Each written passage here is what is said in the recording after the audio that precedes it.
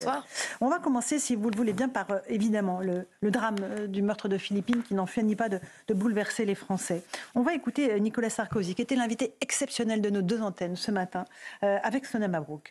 Il s'est indigné des procès en récupération, des procès en fascisme qui sont aujourd'hui les légions courantes, et il dénonce une hypocrisie. Écoutez-le. Ce qui me choque, peut-être pas le plus, mais beaucoup, c'est l'hypocrisie. Celle de ceux qui hurlent à la récupération, comme si on n'avait pas le droit de commenter quelque chose d'aussi abominable, et qui sont les premiers, je pense à l'extrême gauche, à récupérer. Quand il y a eu les incidents avec la famille Traoré, quand il y a eu la polémique sur ce petit jeune de 17 ans, Naël. Et là, ces cris d'orfraie contre un prétendu fascisme, parce qu'on parle de la douleur de cette famille, ou du drame de cette jeune femme, c'est insupportable. Une hypocrisie, Françoise Laborde, dit le président Sarkozy. Mais oui, une hypocrisie, parce que les questions que l'opinion publique se pose, que le Français moyen se pose, c'est des questions bien naturelles. Et il y a une demande de justice. Tout simplement. Il n'y a pas une demande de mise à l'écart d'une partie de la population. Il n'y a pas de revendication raciste ou xénophobe.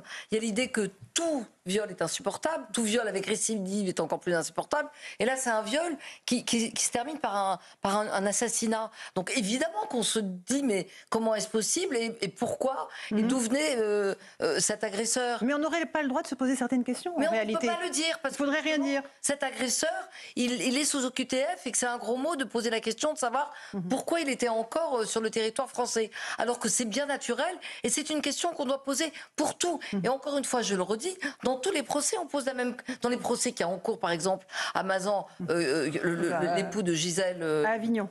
Avignon, pardon. On pose la question des agresseurs. Bien sûr, on pose la question des agresseurs et qu'on dit que c'est insupportable. Pourquoi on ne pourrait pas la poser dans le cas de Philippines? C'est bien naturel et c'est normal. Et c'est vrai que la France a besoin de justice et ce besoin de justice, il doit être entendu. Sinon, on est dans un pays où, en effet, ça ne va plus du tout. Et cette hypocrisie autorise certains à interrompre, par exemple, la minute de silence qui a été rendue à Vienne, en Autriche, à la Vienne, évidemment, en France, pour Philippines. Écoutez, au slogan carrément antifasciste. Écoutez.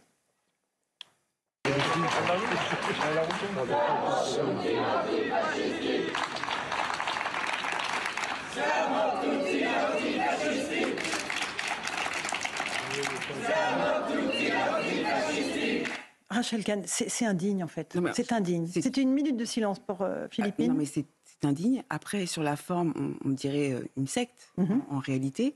Par ailleurs, c'est ce rapport à la mort, c'est-à-dire que là, une petite minute de silence, est-ce que vous avez la possibilité de respecter les morts? A priori, non, puisque ce sont les mêmes personnes qui, là, profanent cette minute de silence, et puis cette même ambiance qui déchirait les affiches des otages après le 7 octobre. Et puis, on voit à quel point, finalement, ils crachent sur notre justice.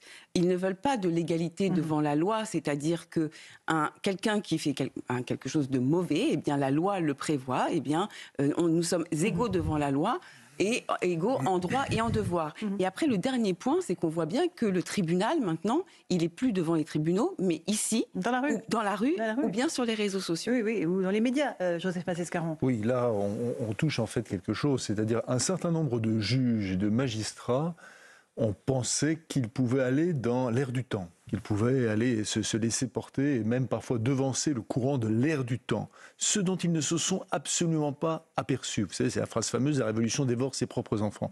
Ce dont ils ne se sont absolument pas aperçus, c'est que, comme vient de le dire Rachel, c'est-à-dire qu'il y a une justice qui, dans le même mouvement, et à cause d'eux, a commencé maintenant aujourd'hui à se mettre en place. Il n'est plus nécessaire maintenant d'entendre le résultat d'un procès. C'est fait. Et pour peu que vous ayez été attaqué, que vous ayez été dénoncé ou que vous ayez un sceau d'infamie, vous avez l'épaule fleurdelysée, il n'y a rien à faire. Vous y êtes ad vitam aeternam. Donc ils ne se sont du coup pas compte de ça et ils ont été totalement débordés. Ce qu'on voit ici est au sens propre et étymologique du terme obscène. Et véritablement obscène. Mais c'est obscène et paroxystique, parce que je crois fondamentalement qu'ils voient que quelque part, ils sont en train de perdre la partie. Ils sont en train de perdre la partie parce que les victimes ne se taisent. Elles se taisent plus, et on va les entendre dans un instant. Donc ça les rend encore plus, paroxystes. Éric Revel, un mot avant qu'on passe la parole au commissaire Loos. Sont des salopards. On peut employer le terme, ça vous va? Parce que vous avez quand même les profils de ces gens. Non, mais c'est pas un mais vous avez raison. Non, mais voilà. Des gens de peu d'importance. Mais vous avez dedans une prof de français, vous avez une ancienne candidate LFI à je sais plus quel mandat. Vous avez un psychologue. Mais attendez, qu'est-ce qu'on reproche à cette gamine qui a été assassinée? Qu'elle a été assassinée par un OQTF et qu'elle était catholique? C'est pour ça que la minute de silence est foulée au pied le facho. Non mais attendez, donc sont des salopards. Frédéric Loos, vous êtes commissaire de police, j'aimerais qu'on écoute le témoignage de la première victime de cet individu, le meurtrier présumé de Philippines. Pourquoi? Parce que vous avez eu affaire à lui. Vous étiez dans le Val d'Oise à l'époque, c'est bien ça? J'étais directeur départemental de la sécurité publique. C'est-à-dire que c'était quand il avait 17 ans, qu'il venait d'arriver en France, qu'il a commis le premier vol. Écoutez le récit d'Adrien Spiteri qui a été fait par cette première victime. C'est sur un sentier forestier de Taverny que la jeune femme a été attrapée puis violée en 2019 par Tao, principal suspect de la mort de Philippine. Dans un courrier adressé à nos confrères de l'AFP, elle exprime sa douleur. Je pense à Philippine et à sa famille, et je suis immensément triste. J'aimerais les réconforter, la réconforter, mais je ne fais face qu'au vide insupportable laissé par sa mort. Condamné en 2021, Tao a été libéré en juin 2024, soit quelques mois avant la mort de Philippine. Pourquoi le système pénitentiaire a-t-il failli à prévenir cette récidive? Pourquoi n'a-t-on pas su arrêter cette escalade de la violence jusqu'au meurtre d'une jeune femme? Le dysfonctionnement de l'OQTF ne doit pas oblitérer la question primordiale de la récidive. Éviter la récidive avait pourtant été l'un de ses combats à l'époque. J'ai porté plainte, tenu bon au cours des 2 ans d'enquête, d'instruction puis de procès, en me disant que ma démarche protégerait d'autres femmes. Depuis la mort de Philippine, Tao, marocain âgé de 22 ans, a été arrêté en Suisse. Une information judiciaire a été ouverte pour viol et homicide par le parquet de Paris. Commissaire Loos, vous étiez en charge de la police à cette époque-là dans le Val d'Oise. Qu'est-ce qu'elle vous avait raconté, cette jeune fille? Elle avait face à elle quelqu'un qui aurait pu la tuer? C'est ce qu'elle vous a dit à l'époque? À l'époque, effectivement, elle a été prise soudainement par surprise dans un bois par un individu qui psychologiquement, physiquement avait une emprise et puis elle a subi ce viol. Ce qu'elle m'a dit, effectivement, c'est ce qu'elle avait dit aux enquêteurs. Moi, j'étais descendu comme directeur pour regarder la procédure et puis j'avais été... les enquêteurs m'avaient dit elle suscite l'admiration chez nous tous de par son courage, son sang-froid. Évidemment qu'elle a eu peur. Elle a su désarmer psychologiquement son agresseur alors que n'importe quelle victime est en état de choc, de sidération. En lui parlant, c'est ça? Elle lui a parlé. Elle lui a parlé. Et elle a très vite compris que les secondes d'après le viol, dans ces secondes-là, c'est là qu'elle devait sauver sa peau. Et elle a su psychologiquement engager un contact avec son agresseur. Voilà, le désarmer, je vais utiliser cette expression psychologiquement, parce que je ne veux pas rentrer dans des détails. Non. Et elle nous a aidés. C'est grâce à elle, effectivement, qu'on a pu résoudre cette affaire très vite, puisqu'au même moment, on avait lancé un dispositif de recherche avec les brigades anticriminalité, parce qu'on avait un prédateur sexuel dans la nature, et en même temps, on avait une enquête judiciaire qui a pu aboutir. Et on avait affaire à une victime extrêmement d'un très grand courage. Et ça nous avait impressionné. Une victime debout. Bien sûr, une victime debout. Elle avait, je crois, donné quelque chose sur le numéro de portable, si ma mémoire est bonne. Hein. Elle a eu cette... Je suis d'accord avec ça, mais évidemment, elle a réussi à sauver sa peau en lui parlant, mais elle comprend la dangerosité de l'individu. Et quand elle dit là, je suis immensément triste pour Philippine, c'est qu'elle s'est dit que c'était évidemment, la récidive était envisageable. Ça ravive un trauma.